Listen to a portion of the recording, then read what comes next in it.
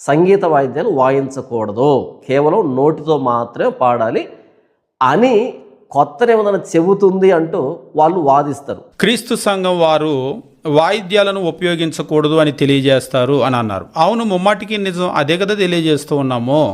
మేము మాత్రమే కాదు, సంఘ చరిత్రను కనుక చదివినట్లయితే 1వ శతాబ్దం నుంచి వాయిద్యాలు లేవు, ఏకాభిప్రాయం అనేటువంటిది ఉంది. మీలాంటి సంఘ చరిత్ర తెలియనటువంటి వాళ్ళు దాని గురించి నేర్చుకోలేదు కాబట్టి, సంఘ చరిత్ర ఏమిటో తెలియదు కాబట్టి, బైబిల్ కూడా ఎలాగూ తెలియదు కాబట్టి ఇది కొత్తగా మీకు అనిపిస్తూ ఉంది. ఏ బైబిల్ స్కూల్కో, కాలేజీకో, యూనివర్సిటీకో కనుక వెళ్ళినట్లయితే అక్కడ చర్చ్ హిస్టరీ అని చెప్పేసి ఒక సబ్జెక్ట్ ఉంటుంది, సంఘ చరిత్ర.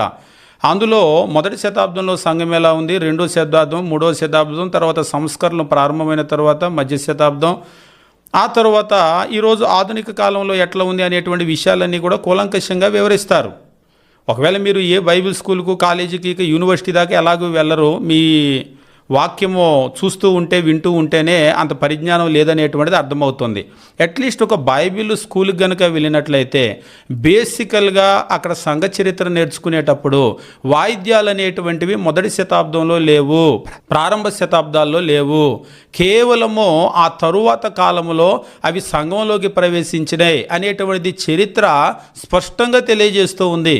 అది క్రీస్తు సంఘం తెలియజేసే విషయం కాదు, బైబిల్ తెలియజేసేటువంటి విషయము.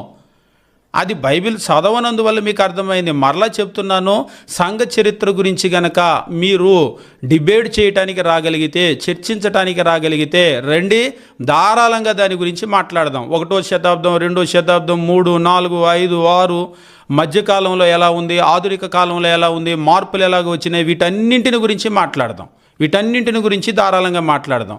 ఎప్పుడు ప్రారంభమైందో, ఎక్కడ ప్రారంభమైందో కూడా దాని గురించి మీకు తెలియజేయటం జరుగుతుంది.